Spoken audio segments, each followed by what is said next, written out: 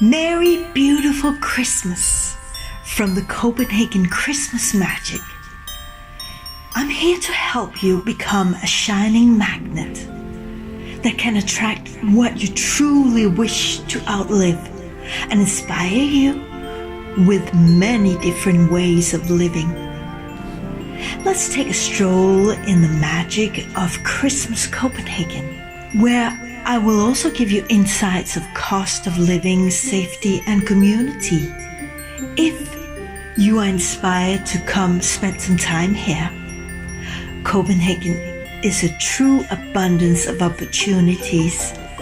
Even if you do not have a big income, I lived here with very little for a while, and I lived well, so it is possible.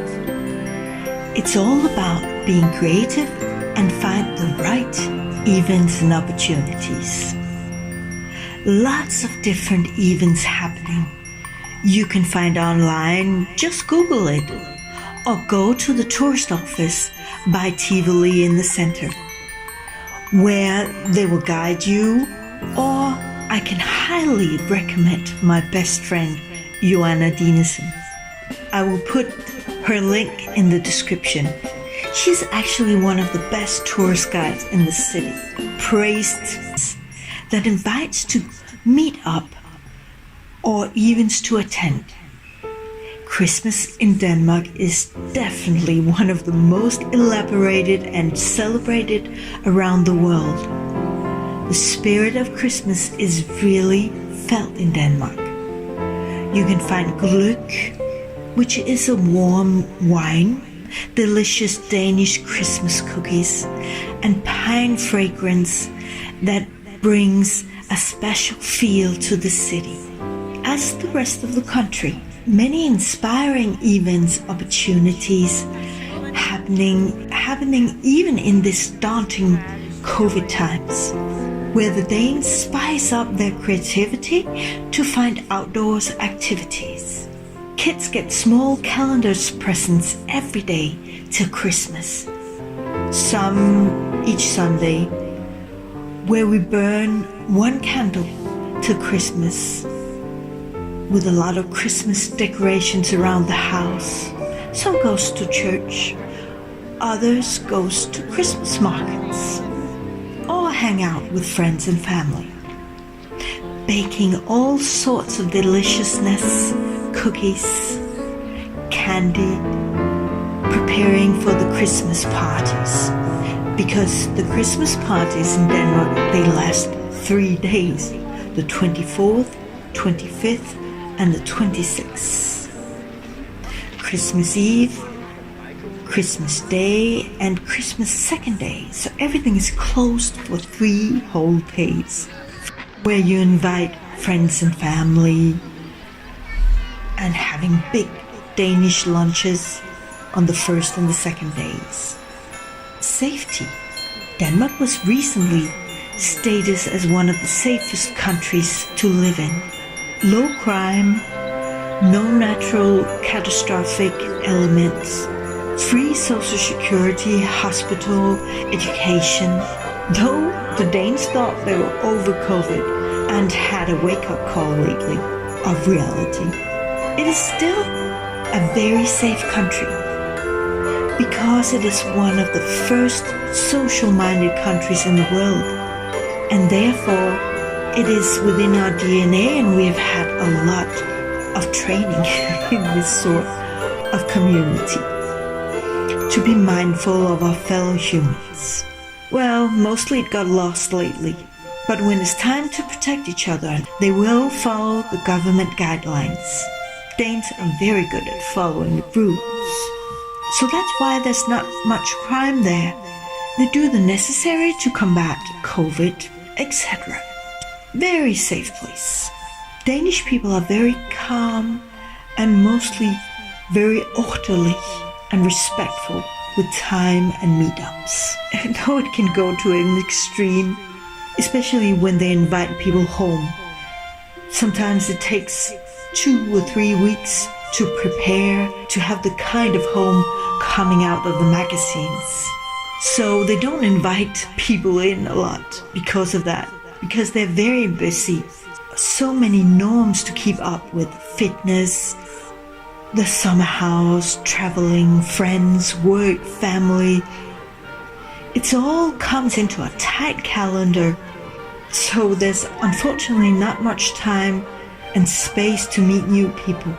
I came back after many years in the world, so I was basically more French than Danish in some way, since I've lived there most of my adult life. That can be a problem to meet new people, because they have been so occupied with their own little cocoon world since childhood. So they are mostly meeting with all their school friends and their family, apart from all the other things they want to keep up with them. So there's kind of a parallel world. There's the cocoon people that has all their life together since they were children, and then there's the people that move to the cities from other regions of Denmark. They are more open to meet with new people, along with the foreigners, the expats that's living there. It's a separate group of people. Also, it's kind of categorized. That means that as Danes do not have a lot of time, they mostly gather with people that are like-minded. So if you are a family person with children, you would mostly meet with other families that has children the same age. Or if you're single, you would mostly meet with single. It's not like when I lived in Paris, where a lot of different cultures and ages and mixtures would meet up. So for the community, there's the expat community. You can find if you are living there for some time.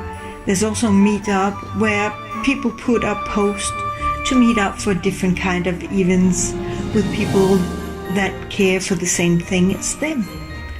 And then there's the thing to meet Danish people, take classes of some kind, like aerobic or, well, mostly it's easier to meet people if it's something that involves doing things together. Because Danes are kind of shy, and also there's a lot of scarcity mindset in Denmark.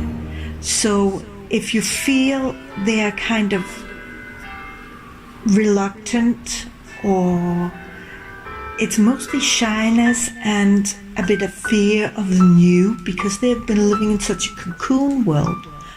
But that doesn't mean that they are not, when you get a little bit under the skin, you have to be very patient with them and take the time. But it's mostly in the Nordic countries, it's like that. It takes time to get to know people.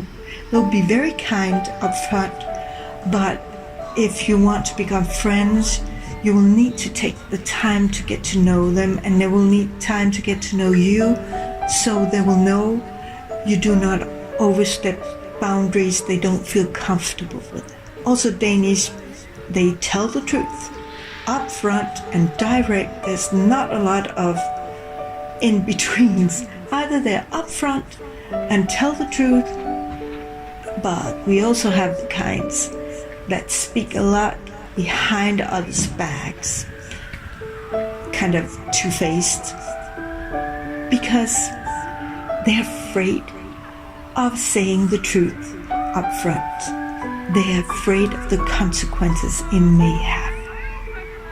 Because of it's such a calm kind of people, they get really scared if somebody yells or are very loud.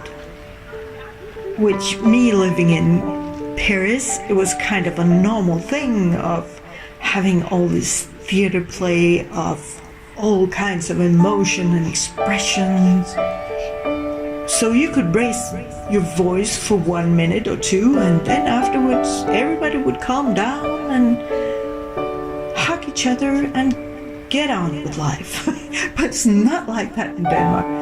If somebody raises their voice, you better listen, because they have gone such a stretch before saying something. This is also why people need to party a lot, because they are not really allowed, it's not really allowed to express yourself emotionally in your daily life. It's kind of lean and everybody is calm and cool. So it's very socialized. So we kind of, everybody have a certain tone with each other and respectful tone with each other. So people at parties, they can get a bit out of hand because they do not express themselves a lot in their daily lives. So it's kind of cooped up energy and volcanoes, explosions once in a while. But it can also be a lot of fun, and they can finally get out their funny bone suit. They have a good humor in Denmark. The language, everything is mostly written in Danish, which is normal. We are in Denmark. So Google Translation will be a good friend. But most younger people speak very well English. So there's actually a lot of people that never learn Danish, especially when you're living in the city, because it's such an international city, Copenhagen. Here are some examples of cost of living in Denmark. I, for a long time, lived on a budget of 1,600 euros with my son. So actually, if you're careful and you're choosing your outings, the way you buy food, and you have a trick in Denmark, for example, with groceries. If you choose the offers of the week, you can live on 80 euros a week. So it's not as expensive as people say, though in Copenhagen, rental apartment is very expensive. That means if you can have a room for 600 or 700 euros, but if you want a whole apartment for yourself, you would need 1,000 to 1,200 euros at the least. Of course, you can get less expensive if you live in the outskirts of Copenhagen. There's always a solution. If you're up for it, you will find the solution. And then ask the different Google where you can find help when you come. There's a lot of organizations and a lot of people here to help you to settle in. On this, I wish you a merry, wonderful Christmas and a happy New Year. Remember always to cultivate joyful, inspired moods. They bring you the furthest towards your freer lifestyle.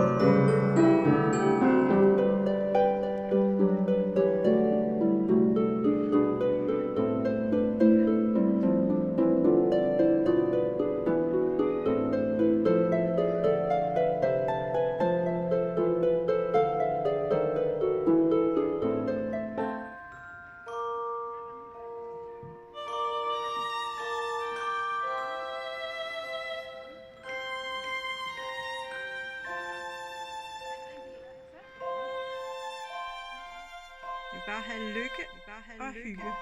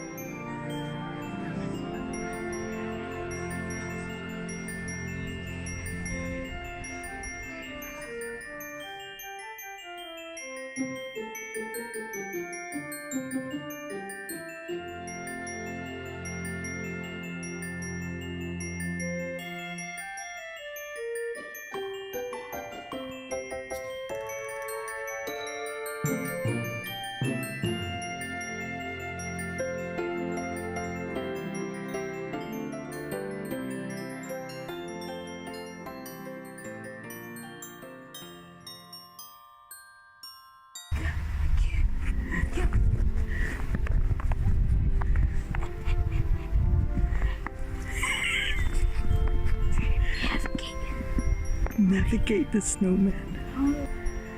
Our snowman. He's a very nice snowman. What is his name? His name is Boy. Boy the snowman. Yeah, it's a Boy the snowman. Oh god, Boy is kind of falling. The boy is kind of falling off. Just a moment, I'll fix him. There we go.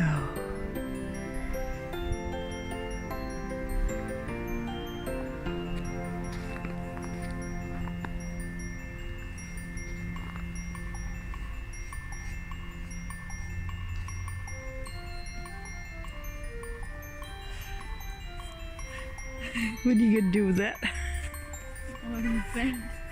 Oh no. Oh god.